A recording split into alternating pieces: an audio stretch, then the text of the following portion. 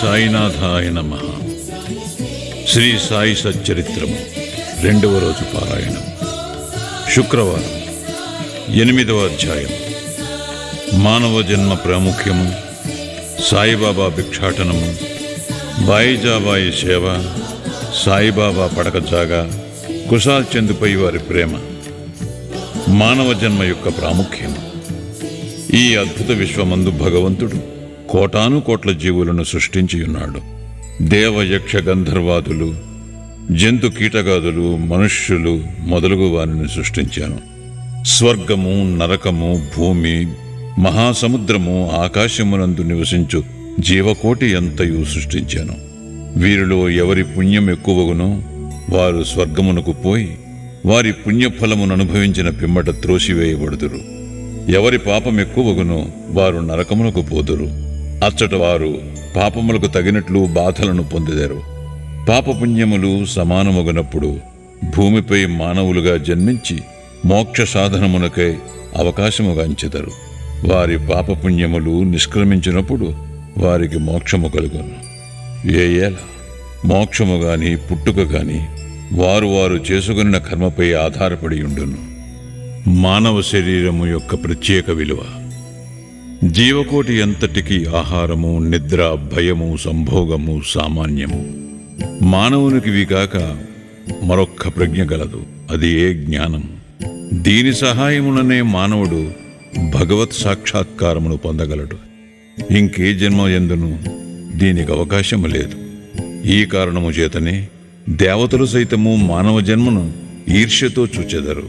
వారు కూడా భూమిపై మానవ జన్మమెత్తి మోక్షమును సాధించవలనని కోరెదరు. కొంతమంది మానవ జన్మము చాలా నీచమైనదనియు, చీము, రక్తము, మలములతో నిండియుండుననియు, తుదకు శిథిలమై రోగమునకు మరణమునకు కారణమగుననియు నందురు. కొంతవరకు అది కూడా నిజమే. ఇన్ని లోపములున్నప్పటికీ మానవునకు జ్ఞానము సంపాదించు శక్తి కలదు.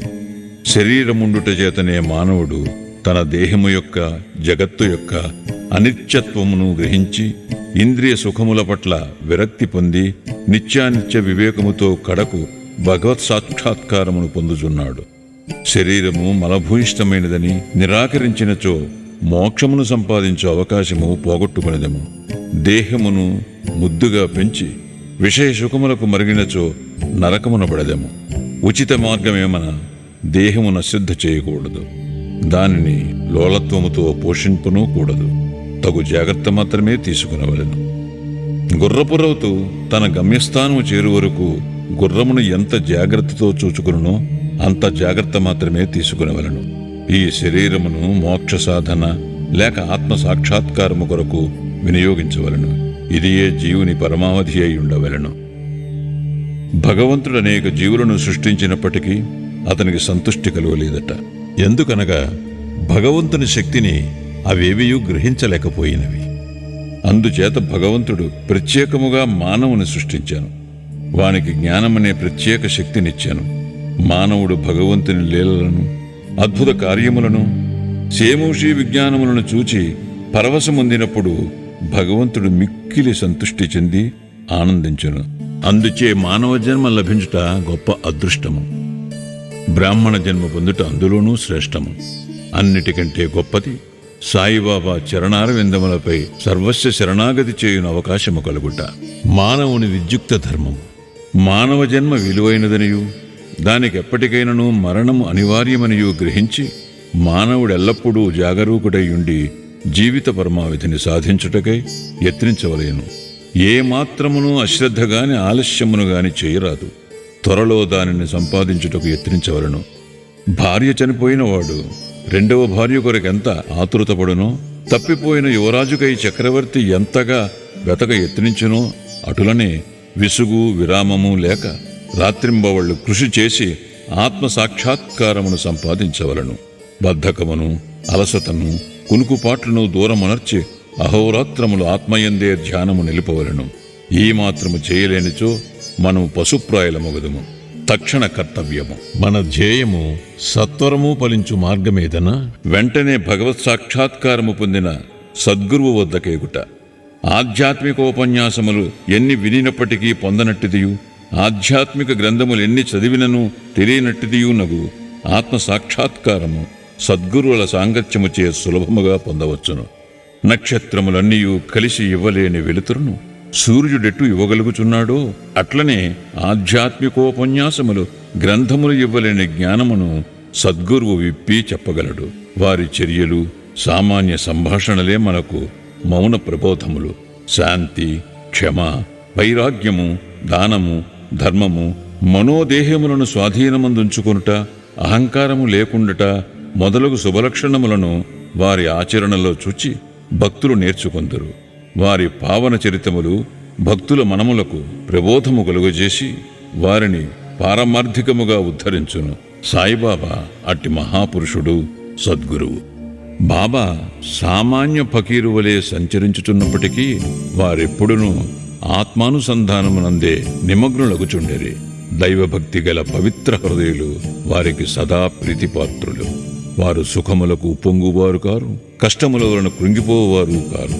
రాజైనను నిరుపేదైనను వారికి సమానమే. తమ దృష్టి మాత్రమున ముష్టివాణిని చక్రవర్తిని చేయగల శక్తి ఉన్నప్పటికీ బాబా ఇంటింటికి తిరిగి భిక్షనెత్తిడివారు. వారి భిక్ష ఎట్టిదో చూద్దాము. బాబా యొక్క భిక్షాటనము. షిరిడీ జనులు పుణ్యాత్ములు. ఎందుకనగా వారి ఇండ్ల ఎదుటనే కదా బాబా భిక్షుకుని వలె నిలచి, అమ్మా రొట్టె ముక్క పెట్టు అనచూ దానిని అందుకున్నట్టుకు చేయి సాచిడేవారు. చేత ఒక రేకు డబ్బా పట్టుకుని భుజానికి ఒక గుడ్డజోలి తగిలించుకుని భిక్షాటనకు పోయేవారు. బాబా కొన్ని ఇండ్లకు మాత్రమే భిక్షకు పోయేవారు. పులుసు, మజ్జిగ వంటి ద్రవ పదార్థములు, కూరలు మొదలగునవి రేకు డబ్బాలో పోసుకొనడివారు. అన్నము, రొట్టెలు మొదలగునవి జోలులో వేయించుకునేవారు. బాబాకు రుచి అనున్నది లేదు. వారు జిహ్మను స్వాధీనం అందించుకునేది కాన అన్ని పదార్థములను రేకు డబ్బాలోనూ జోలెలోనూ వేసుకునేవారు. అన్ని పదార్థములను ఒకేసారి కలిపివేసి భుజించి సంతుష్టి చెందేవారు. పదార్థములు రుచిని పాటించేవారు కాదు. వారి నాలుకకు రుచి అనున్నది లేనట్లే కనిపించుచుండెను. బాబా భిక్షకు ఒక పద్ధతి, కాలనియమము లేకుండెను. ఒక్కొక్క దినము కొన్ని ఇండ్ల వద్ద మాత్రమే భిక్ష చేసేవారు. ఒక్కొక్కసారి 12 సార్లు కూడా భిక్షకు వెళ్ళేవారు.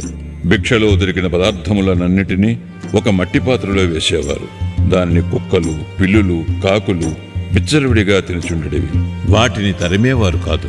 మసీదు తుడిచి శుభ్రము చేయు స్త్రీ 10-12 రొట్టె ముక్కలను నిరాటంకంపుగా తీసుకునిచుండేది. కుక్కలను, పిల్లులను కూడా కలలో సైతము అడ్డు పెట్టనివారు. ఆకలితోనున్న పేదల ఆహారమునకు అడ్డు చెప్పుదురా?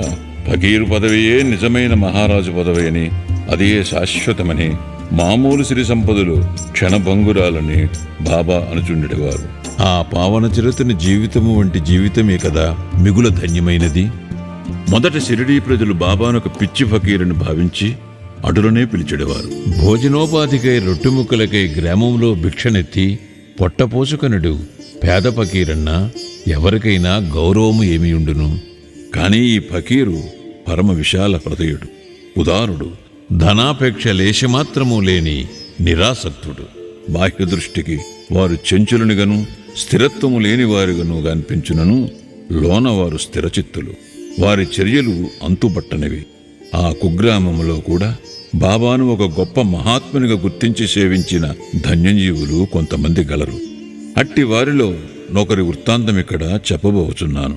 బాయిజాబాయి యొక్క ఎనలేని సేవ. తాత్యా కోతే పాటిల్ తల్లి పేరు బాయిజాబాయి. ఆమె ప్రతిరోజు మధ్యాహ్నము తలపై ఒక గంపలో రొట్టె, కూర పెట్టుకొని సమీపమందు ఉన్న చిట్టడివిలో ముండ్లు పొదలు లెక్క చేయక క్రోసుల కొద్దీ దూరము నడిచి ఆత్మధ్యానములో నిశ్చలముగా ఎక్కడో కూర్చునియున్న బాబాను వెతికి పట్టుకొని భోజనము పెట్టుచుండెను. బాబాకు సాష్టాంగ నమస్కారము చేసి వారి ఎదుట విస్తరొకటి వేసి తాను తెచ్చిన రొట్టె, కూర మొదలగు భోజన పదార్థములను వడ్డించి కొసరి వాటిని బాబాచే తినిపించుచుండెను. ఆమె భక్తి విశ్వాసములు అద్భుతమైనవి. ఎనలేని ఆమె సేవను బాబా చివరి వరకు మరువలేదు. ఆమె సేవకు తగినట్లు ఆమె పుత్రుడకు తాత్యా పాటీలను ఎంతో ఆదరించి ఉద్ధరించెను. ఆ తల్లి కొడుకులకు బాబా సాక్షాత్ భగవంతుడనే విశ్వాసముండెను.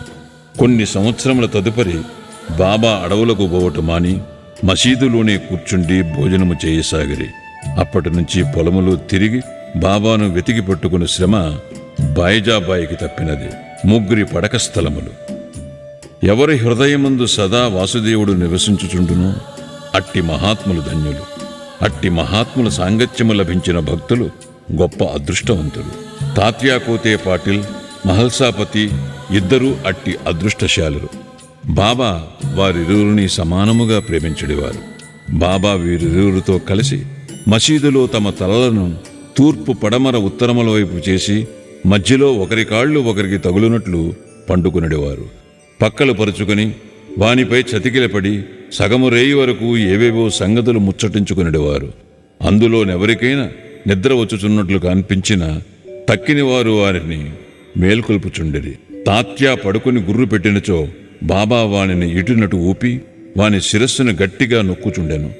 బాబా ఒక్కొక్కసారి మహల్సాపతిని అక్కున చేర్చుకుని అతని కాళ్ళు నొక్కి వీపు తోమిడేవారు.